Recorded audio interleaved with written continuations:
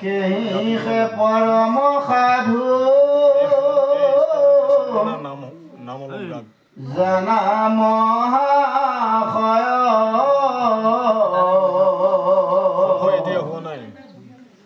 যিহেতু আমাক মাতো কৰিলে নিশ্চয় এতেকে নুচুৱে পাপে পুণ্য কলে বৰ পৰম মুক্তিৰ পাত্ৰ ভৈল সেইটো নৰ কুটকি পণ্ডিতে যদি নমানে ইহাক ঢোল কুবায়ুধ বাহু খন্দা তাৰ বাক দুৰাচাৰুতৰে আতু ইটো কোন চিত্ৰ চণ্ডালকো কৰে মূৰ ভকতি পবিত্ৰ চাৰিও বেদৰ তত্ত্ব কৰিয়া নিশ্চয় অৰ্জুনতে গীতাত কহিছা কৃপাময় তপ জপ পৰমক্ষয় নাসমহাদানে নপাৱে আমাক সাংখ্য যুগতত্ৰ জ্ঞানে কেৱল ভকতি মাত্ৰ মুক কৰে বৈশ্য কহিলো ধব ইটো তোমাতৰ হৈছ জগতৰ ধৰ্ম কৰ্ম কলোক সকলে মুকয় আত্মা বুলি যিটো জানে যোগ বলে তথাপি বিত্তাৰ নহিত অনুচিত নেৰাই মৃত্যু ভয় জ্ঞানী কৰ্মী কদাচিত প্ৰেম ভক তিৰচিহ্ন শুনিও ধাবে হৰি হৰি বুলন্তেলো প্ৰজাৰ শ্ৰৱে প্ৰেমে দবৈ চিততি গদ গদ বাণী কতো হাসয় কতো কান্দৈ মূৰ পীৰ বাণী লাজ এৰি গাঁৱৰ গুণ নাচে আনন্দতে জগত পবিত্ৰ কৰে সেহিহে ভকতে জয় কৃষ্ণ এতিয়া কৈছে হে উদ্ধৱ যদিও কোনো ভকতে দুষ্ট চিতে অৰ্থাৎ হৃদয়ত মোৰ নাম লৈছে তথাপিতো তেওঁ কি হ'ব পাপ নাশ হ'ব আৰু তেওঁক একোৰ পাপে তেওঁক স্পৰ্শ কৰিব নোৱাৰে যেনেকৈ যে অগ্নিয়ে শুকান কেঁচা একো নাবাচে সকলোতে জুই দহন শক্তি কৰ্ম কৰে তদ্ৰূপ নাম লোৱা মাত্ৰকে সমস্ত পাপ নাশ হয় সেইকাৰণে কৈছে এক নামে যত পাপ সংহাৰিতে পায় ততক পাতকী পাপ কৰিতে নপাওঁ আকৌ কৈছে মহা দুৰাচাৰ কৰয় আমাতো ভক্তি আন ক্ষুদ্ৰ দেৱতা যদি নেদয় মতি এটা ডাঙৰ কথা এটা কৈছে এজন দুৰাচাৰীও যদি ভক্তি কৰে তথাপিতো সেইজনে কিন্তু ভগৱন্ত প্ৰাপ্ত হ'ব যদিহে তেওঁ ক্ষুদ্ৰ দেৱতাক মতি নিদিয়ে যদি ক্ষুদ্ৰ দেৱতাক মতি দিছে তেনেহ'লে সমস্যা আছে এতিয়া সমস্যাটো ইয়াতে হৈ আছে আমি এতিয়া এখনীয়া নহয় জানো বাৰু আমাৰ মাজতো আকৌ এখনীয়া মাজতো কিন্তু দেৱতা পূজা চলি আছে যে এই দেৱতা হৈছে ক্ষুদ্ৰ দেৱতা যে শাস্ত্ৰত আছে ক্ষুদ্ৰ দেৱতাক যিজনে মতি দিয়া নাই তেনেহ'লে তেওঁ ভক্তি কিন্তু অকণমান ভক্তিয়ে কিন্তু ভগৱন্তই গ্ৰহণ কৰে সেৱাকণ গ্ৰহণ কৰে আমি যেতিয়া ক্ষুদ্ৰ দেৱতাক মতি দি সেৱা মানে পূজা কৰিছোঁ তেতিয়া ভগৱন্তই কিন্তু তাত সন্তুষ্ট বা আমাৰ সেৱাৰ দ্ৰব্যকণ গ্ৰহণ নকৰে সেইকাৰণে কৈছে যদিহে ক্ষুদ্ৰ দেৱতাক সেইজনে মতি দি কৰিছে সেইজনৰ যদি ক্ষুদ্ৰ দেৱতাক পূজা কৰা নাই তেনেহ'লে সেইজন সামান্য ভকতিও কিন্তু তৰি যাব পাৰে সেইজনৰ কি হ'ব কোনো পাপে স্পৰ্শ কৰিব নে তেওঁ কলেবত তেওঁ মুক্তিপ্ৰাপ্ত হয় সেইজন নৰ আৰু এই কথাখিনি কৌতুকী পণ্ডিতে যদি ইয়াক নামানে ঢোল বজাই কোবাই উদ্ধৰ বাহু কৰি তেওঁ বাক্য খণ্ডন কৰি তুমি কবা এতিয়া নক'ব জানো ই আহিল বৰ পণ্ডিতটো ক'বলৈ হয়নে বাৰু আগৰ পৰা এনেকৈ কয় যে ই আহিল মহাজ্ঞানীটো মহাপণ্ডিতটো আহিল নকয় আমাৰ মানে কয় কিন্তু আপোনালোকে ইয়াত নকয় গৈছে আমাৰ ফালে কয় গতিকে সেইজনক কৈছে ঢোল বজাই উদ্ধ বাহুৱে তেওঁ বাক্য খণ্ডন কৰিবা বাক্যটো খণ্ডন কৰিব দিছে মানুহটো খণ্ডন কৰিব দিয়া নাই তেওঁ বাক্যটো কাটিব লাগিব যে সেইটো আৰু যদি পাৰা নাযায় তাৰপৰা ত্যাগ দিব লাগিব ঠাই কাৰণ তাৰ প্ৰমাণস্বৰূপ ক্ষতি তপ জপ সন্ন্যাস মহাদানে সাংখ্যৰ যোগ তত্ত্ব জ্ঞানে মোক কেতিয়াও বৈশ্য কৰিব নোৱাৰে কেৱল ভকতি ব্যতিৰেকে আৰু জগতৰ ধৰ্ম কৰ্ম কৰিও আত্মাৰ যোগাবলৈ আত্মাক জানিব পাৰিলেও তেওঁ চিত যদি পবিত্ৰ কৰিব পাৰে তথাপিতো সেইজনৰ কিন্তু মৃত্যু ভয় জ্ঞানী কৰ্মী কেতিয়াও নুগুচে যে সেই ঈশ্বৰৰ নাম শুনিলে আমাৰ শৰীৰ ৰোমাঞ্চিত হ'ব লাগে হৃদয় গৰ্বিত হ'ব লাগে তেতিয়াহে সেইজনে বোলে মোৰ একান্ত ভকত আমিতো নোৱাৰোৱে পাইছোঁ জানো নোৱাৰোৱে হৃদয় কি স্থিৰ হ'ব হৃদয় গৰ্বিত কেনেকৈ হ'ব হৃদয়ে ইয়াত নাথাকে চিত আৰু চিত বুলি কৈছে হৃদয় চিত মানে হৃদয় গতিকে আমাৰ হৃদয়ে যদি ভগৱন্তৰ আমি দিবই নোৱাৰোঁ তেনেহ'লে আমাক কেনেকৈ আমাৰ হৃদয় গৰ্বিত হ'ব আমি ভগৱন্তক হৃদয়খন দি কৰিব পাৰিব লাগিব কি কয় এনেভাৱে ঈশ্বৰ কৃষ্ণ গুণৰ নাম কৰিব গাব তেওঁ গাওঁতে গাওঁতে তেওঁ কান্দি পেলাব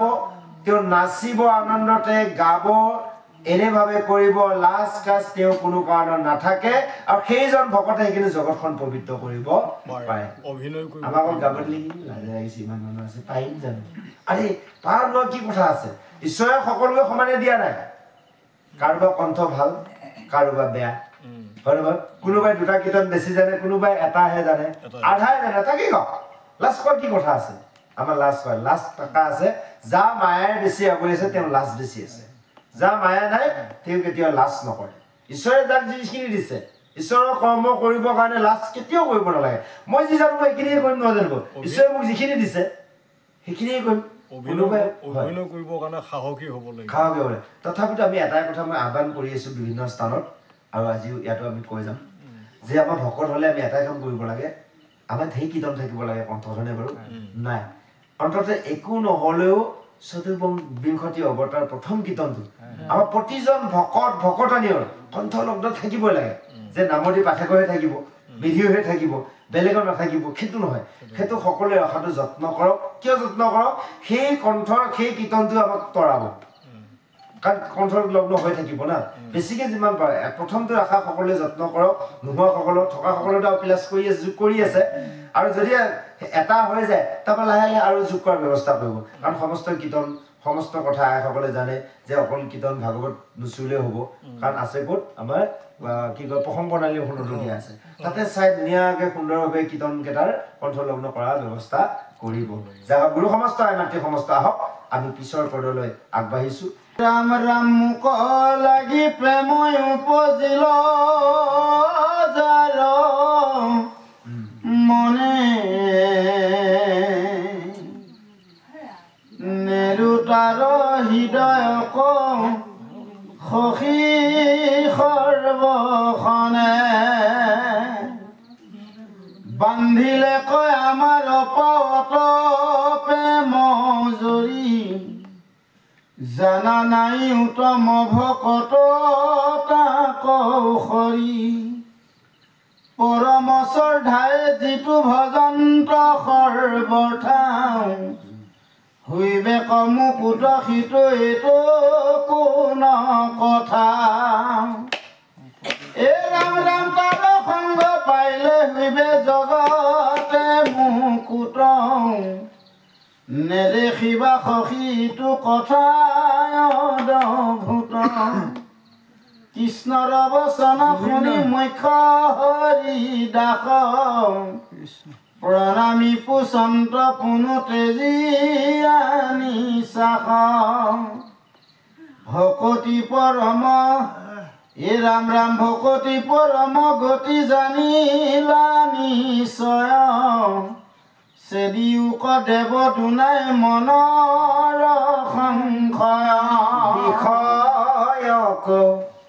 পৰম পদ হেন জানি তথাপি তোৰ নেৰয় কিবা আকৌ একো প্ৰাণী অৰা মাতন্তে ভসন্তে যেন নিগদ কুকুৰ তথাপিও শিষ্ট ভুঞ্জয় তেজি নাযায় দূৰ মাধৱে বুলন্ত সখী শুনা পৰিছে দৌ পঢ়ে যেবে শাস্ত্ৰ সবে জানে চাৰি বেদ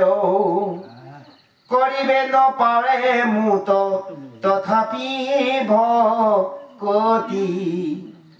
নলময় নৰে যাবে সন্তৰ সংগতি জয় কৃষ্ণ সুন্দৰভাৱে কৈছে যে মুখ লাগি প্ৰেম উপজিল যাৰ মনে নেৰুতাৰ হৃদয় সখী সৰ্বখনে যিজনে কৃষ্ণ নাম বুলি ক'লে ভাগৱত বুলি ক'লে ভগৱন্ত বুলি ক'লে ভকত বুলি ক'লে হৃদয় প্ৰেম ভাৱ জাগত হয় সেইজনে হৃদয়ৰ পৰা প্ৰভু ভগৱন্তই ক্ষণমাত্ৰ আঁতৰি নাযায় যেতিয়া আমাৰ প্ৰভু ভগৱন্তই হৃদয়ৰ পৰা অকণমান আৰ দিয়ে তেতিয়াই আমাৰ বিপদ আহে সেই কথাখিনি উল্লেখিত কৰিছে আৰু সেইজন ভকতেহে কিন্তু ভগৱন্তক বান্ধি ৰাখিব পাৰে সি যে আমাৰ নাম ফাকি যে পোৱা যায় ভকতৰ হিয়াৰী এই ফাকি ভগৱন্তহে কৈছে এয়া উদ্ধৱক কৈছে বান্ধিলে আমাক পাৱৰ প্ৰেমৰ জৰি জানা নাই উত্তম ভকত তাপ সৰি যে ভগৱন্তই ভকতৰ হিয়াৰ পৰা এৰি যাব নোৱাৰে প্ৰেম জৰিয়ে বান্ধি ৰাখিব পাৰে সেইসকল ভকতে সেইজন ভগৱন্ত আৰু পৰম শ্ৰদ্ধাই যিটো ভজন কৰে সকলো সময়তে হৈবেক মুকুট সিটো ইটো কোনো কথা সেইজনে মুক্তি পাবই ইয়াৰ কোনো কথাই নাই আৰু কৈছে তাৰ সংগ পাইলে সেইজনৰ সংগও যদি কৰা যায় সেইজনৰ লগতো বোলে সেই জগতৰ বিভিন্নজনে মুক্তি পায় এতিয়া সেইকাৰণে আমি সাধু সংগ যে কৰোঁ এতিয়া চাবচোন সাধু সংগ কিয় কোৱা যায় আমি সকলোজনে একান্ত ভকত নহয় ইয়াত যে আমি সকলোৱে আছো গোটেই সকলো একান্ত নহয় ইয়াতেতো দুই এজন আছে এই কেইজনৰ লগত যেতিয়া বাকী সকলো লগ লাগি গ'লো তেতিয়া আমি সকলোৱে একান্ত হৈ গ'লো এইখন সময় আমি একান্ত হৈ গ'লো তাৰ উদাহৰণস্বৰূপ এতিয়া এই লাইটটো হয়নে বাৰু এতিয়া মূল বৰ্ডত কাৰেণ্টটো আহিল পোষ্টৰ পৰা অহাৰ লগে লগে ইটো বাল্বৰ পৰা সিটো বাল্বৰ পৰা যদি এইটো পিন যোগ কৰি দিয়া যায় তো সমান পাৱাৰে চলি আছে পাৱাৰ সমান চলি থকা নাই জানো সকলো পাৱাৰ সমান মানে পাৱাৰটো সমান দি আছে তদ্ৰুপ আজি আমি একত্ৰিত হলো কোনজন ডাঙৰ ভকত কোনজন সৰু ভকত বাদ দিয়ক সকলো ডাঙৰ ভকত সব একান্ত ভকত ইয়াৰ পৰা ওলাই যোৱাৰ পিছত বেলেগ বেলেগ হৈ যাব হয়নে বাৰু কোনোবা একান্ত হৈ থাকিব কোনোবা বহু কাণ্ড দুকাণ্ড তিনি কাণ্ড যিমান হৈ থাকিব কিন্তু এইখিনি সময়ত আমি একান্ত হওঁ এই একান্ত ভকত সংগ কৰোঁতে কৰোঁতে কৰোঁতে কৰোঁতে এদিন নিজেও একান্ত হৈ যাব তাৰ প্ৰমাণস্বৰূপ কি হয় জানে যদি পিন লোহাৰ পিন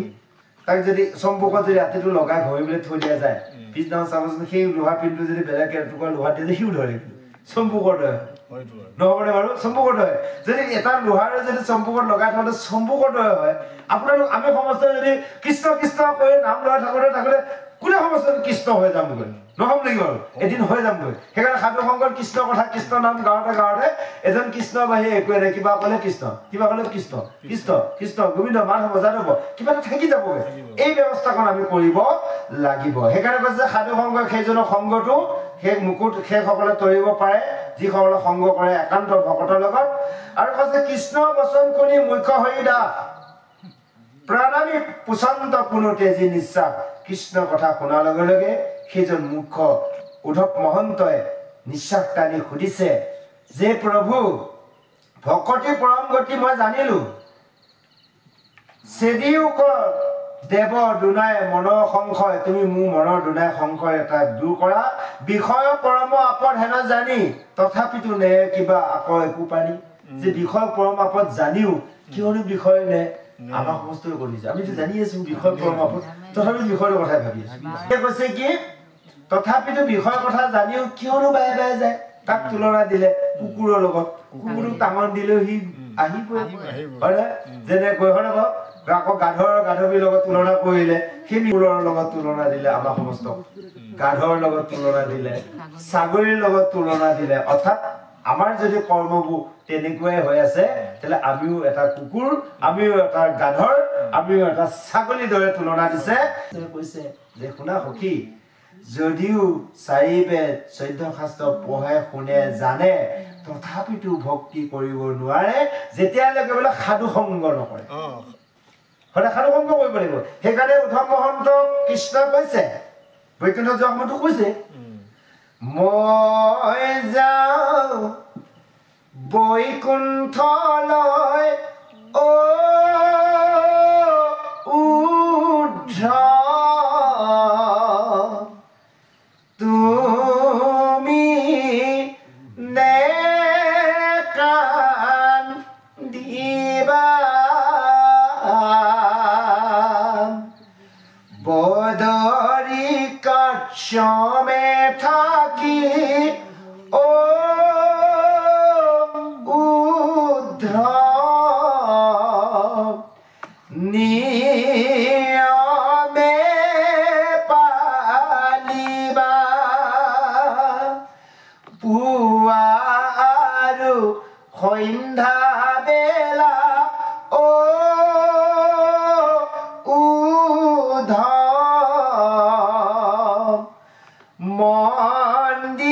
মন্দিৰত সোমাবা মোৰ নামত বন্তি গছি ও উদ্ধৱ নিয়মে জ্বলাবা বৈষ্ণৱৰ সংগকে উদ্ধৱ লইবা প্ৰথমতে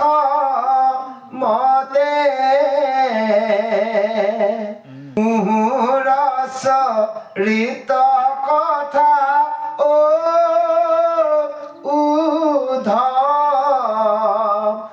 শুনি বা